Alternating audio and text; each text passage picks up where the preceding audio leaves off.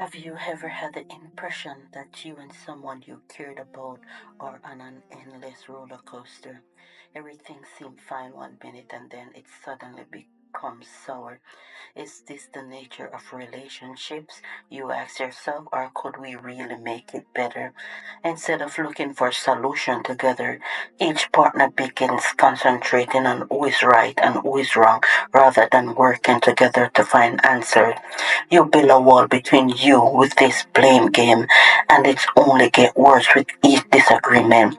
Emotional manipulation comes next. This could give the impression that someone is constantly feeling bad even when they have not done anything wrong.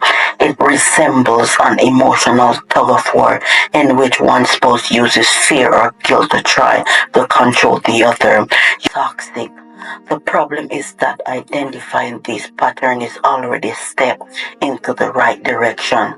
The mere fact that you are listening to this indicates that you are prepared to change, since it is the first step in ending a harmful cycle consciousness. So, how can we turn this around? Start by engaging in non-blaming communication. Try expressing when this happened I feel as opposed to you always make me feel like this. Can you see the difference? You are expressing your emotions without coming across as hostile. This alteration has the potential to totally alter your relationship. Next, establish limits. They are essential to healthy relationships, particularly when attempting to recover from toxic relationships. Setting boundary is about making room for both parties to feel safe, not about erecting walls. Perhaps it entails agreeing on a pause during tense situation or pausing before reacting. The funny thing is that sometimes repairing a toxic relationship has nothing to do with the other person. It has to do with our appearance. Are you carrying old experiences or unresolved sorrow into the present?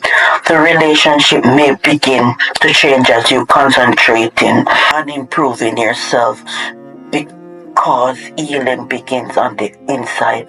Can a toxic relationship be resolved? Then yes, occasionally change is possible with self-awareness, boundaries, and communication. But keep in mind that this journey requires the commitment of both parties. If you are ever in doubt, ask yourself, is this connection is helping you become the person you want to be? There is hope.